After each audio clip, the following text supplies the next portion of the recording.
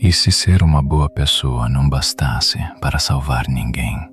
Em O Idiota, Dostoiévski coloca um homem quase puro dentro de um mundo onde tudo tem preço. O amor, a honra, o casamento, a reputação e até a culpa.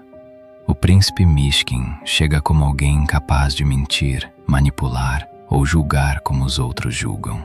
Mas, em vez de curar o ambiente ao seu redor, sua bondade começa a revelar algo muito mais sombrio, porque existe uma diferença brutal entre amar alguém e conseguir salvá-lo, entre compaixão e fraqueza, entre perdoar o mal e permitir que ele avance.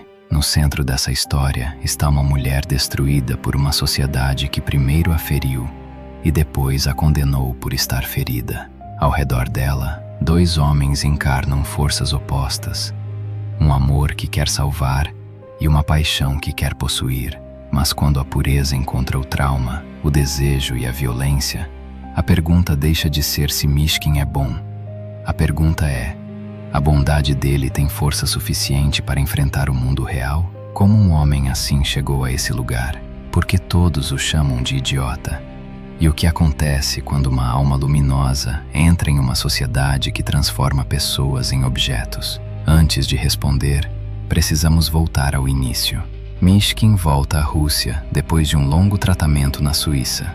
Ele é um aristocrata russo, órfão desde cedo, marcado pela epilepsia e por uma espécie de pureza deslocada. Traz consigo a imagem da Suíça como um espaço de luz, montanhas, neve e cura, e tenta carregar essa claridade para São Petersburgo.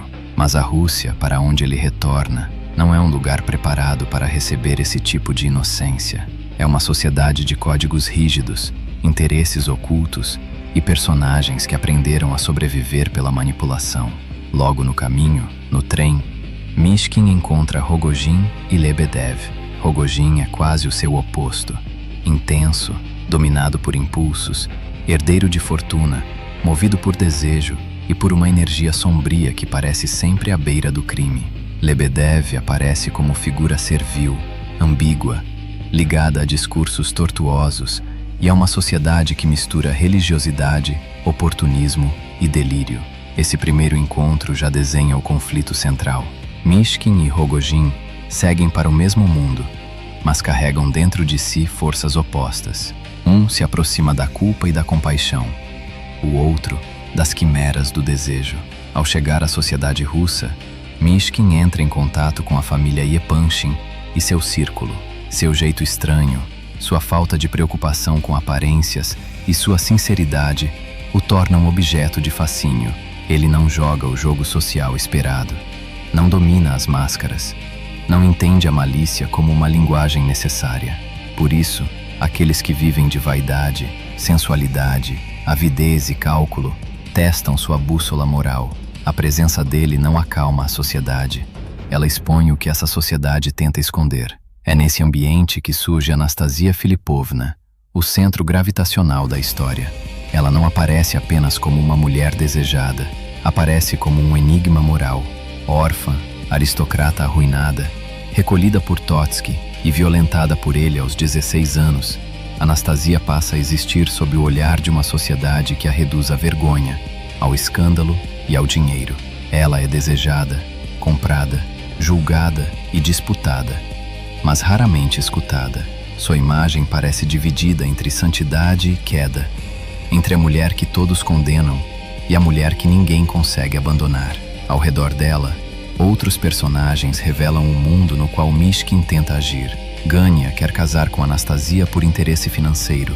Trotsky quer se livrar da própria culpa e seguir adiante sem pagar moralmente pelo que fez. Aglaya enxerga em Mishkin uma superioridade que a fascina, mas também cobra dele uma forma de grandeza que ele talvez não consiga sustentar.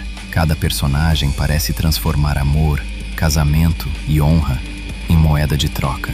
E Mishkin, no meio disso, tenta fazer algo quase impossível: responder a um mundo corrompido sem se corromper com ele. Mas será que pureza basta quando todos ao redor confundem amor com posse, salvação com vaidade e desejo com destino? O passado de Anastasia Filipovna é a ferida aberta do romance. Ela não é apenas uma personagem trágica, é a prova viva de uma sociedade que primeiro destrói uma pessoa e depois a condena por estar destruída. Totski a acolhe quando ela ainda é jovem, mas esse gesto não é proteção, é posse. A violência sofrida por Anastasia aos 16 anos define a forma como ela passa a se ver e a ser vista. Ela se torna, aos olhos dos outros, uma mulher caída, alguém que pode ser desejada, negociada, exibida, mas não plenamente respeitada.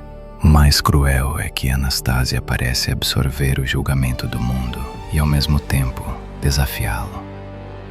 Ela sabe que é tratada como escândalo, mas transforma esse escândalo em espetáculo. Sabe que os homens ao seu redor a desejam, mas usa esse desejo como arma contra eles e contra si mesma. Ela não acredita realmente no próprio futuro. Sua felicidade aparece como ilusão e sua liberdade parece sempre contaminada pela vergonha.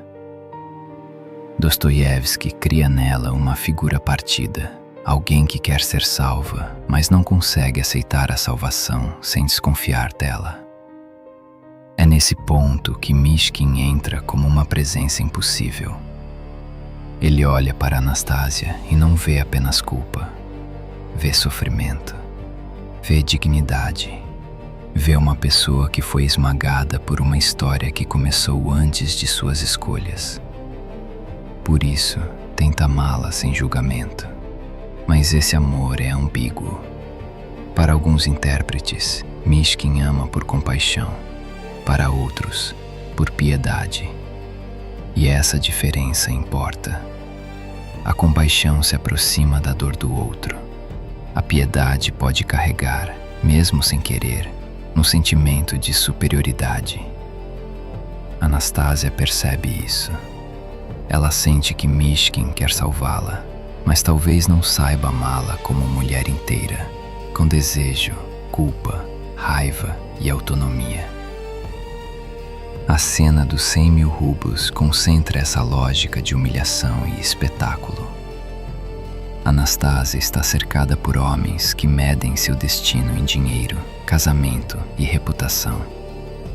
O valor lançado diante dela não é apenas uma quantia, é um símbolo. É o preço que a sociedade coloca sobre sua queda. É a tentativa de transformar trauma em transação. Nesse ambiente, todos parecem revelar aquilo que realmente são. Os interessados calculam, os vaidosos observam, os desejosos se expõem, e Anastasia, no centro da sala, transforma a própria dor em uma provocação contra todos. Mishkin, diante desse mundo, oferece outra linguagem. Enquanto outros querem possuir Anastasia, julgá-la ou se beneficiar dela, ele tenta reconhecê-la como alguém que ainda pode ser amada. Sua proposta de casamento não nasce do cálculo social. Nasce de uma necessidade moral. Ele sente que precisa salvá-la, mesmo que isso signifique sacrificar seu amor por Aglaya. Mas Dostoiévski torna essa escolha desconfortável. Mishkin faz o bem, mas será que entende o que Anastasia realmente precisa? Ele oferece proteção, mas consegue oferecer limite? Oferece perdão, mas consegue suportar a liberdade dela? Rogojin representa o outro polo. Ele ama Anastasia como quem quer capturar uma aparição. Ela é seu ideal inacessível, mas também seu objeto de desejo. Ele sabe, no fundo, que não a merece. E talvez por isso mesmo sua paixão seja tão destrutiva. Rogojin não quer apenas estar com Anastasia, quer impedir que ela escape. Seu amor carrega a semente do ódio, porque, quando a pessoa amada se torna uma posse, qualquer gesto de liberdade parece traição. A fonte resume essa passagem de modo brutal. Love destroys, and love is transformed into hatred. O amor destrói e se transforma em ódio. A fuga de Anastasia com Rogojin é uma escolha trágica, porque não parece liberdade plena. Parece repetição da própria condenação. Ela se aproxima daquele que a deseja de modo violento, talvez porque não consiga acreditar em um amor mais limpo. Mishkin quer salvá-la, mas seu gesto pode parecer intolerável. Ser amada por pureza talvez doa mais do que ser desejada por perdição. Rogojin, ao contrário, confirma a imagem mais sombria que Anastasia tem de si mesma. Com ele, ela não precisa acreditar que merece ser redimida. Basta cair. Entre Mishkin e Rogojin, Dostoiévski cria uma espécie de duplo moral. Os dois retornam a São Petersburgo em trajetórias paralelas, mas um carrega a culpa, a bondade e a aspiração ideal. O outro carrega a força do desejo, a violência e a possibilidade do crime. Eles não são apenas rivais amorosos. São duas respostas ao sofrimento humano. Mishkin tenta absorver a dor do outro pela compaixão. Rogojin tenta resolver a dor pela posse. Um sofre porque não consegue salvar. O outro destrói porque não consegue perder. O casamento fracassado é o momento em que a tragédia se torna inevitável. Anastasia chega perto da salvação pública, perto de uma reintegração moral, perto de uma vida em que não seria apenas o objeto de desejo e vergonha dos outros. Mas essa possibilidade exige que ela acredite em algo que sua história inteira destruiu: a própria dignidade. Ela foge, e a fuga não é apenas uma escolha romântica ou impulsiva. É o gesto de alguém que não consegue permanecer diante de uma bondade que a expõe. A pureza de Mishkin, em vez de curá-la, ilumina sua ferida. O assassinato de Anastasia por Rogojin é o ponto em que paixão possessiva revela seu rosto final. A fonte descreve Rogojin como alguém resignado ao fracasso, que inconscientemente provoca a própria queda e mata a mulher desejada no momento em que a posse parece se tornar possível. Se ela pode partir um dia, se pode escolher outro destino, então a morte aparece como a única forma de retê-la. Essa é a lógica mais escura do romance. Quando o amor perde a humildade, ele pode se transformar em aniquilação. Mas o clímax moral não está apenas no assassinato. Está no que vem depois. Mishkin encontra Rogojin ao lado do corpo de Anastasia. O homem bom e o assassino, o compassivo e o possessivo, o perfeito e o demoníaco, ficam diante da consequência máxima de tudo o que nenhum deles conseguiu impedir. Mishkin não responde com vingança. Ele consola Rogojin. Nesse gesto, existe uma beleza quase insuportável e também uma pergunta terrível. Aquilo é santidade ou colapso?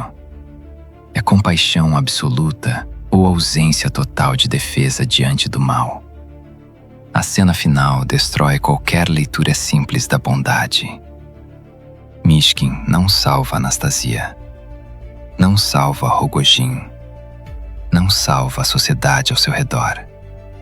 Sua bondade toca as pessoas, fascina, perturba, revela consciências, mas não impede a catástrofe.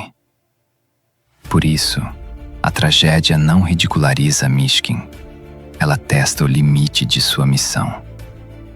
Dostoiévski mostra um homem capaz de amar os rejeitados, perdoar ofensas e enxergar humanidade onde outros veem apenas culpa. Mas também mostra que essa beleza moral, isolada de força, discernimento e ação, pode terminar cercada por ruínas.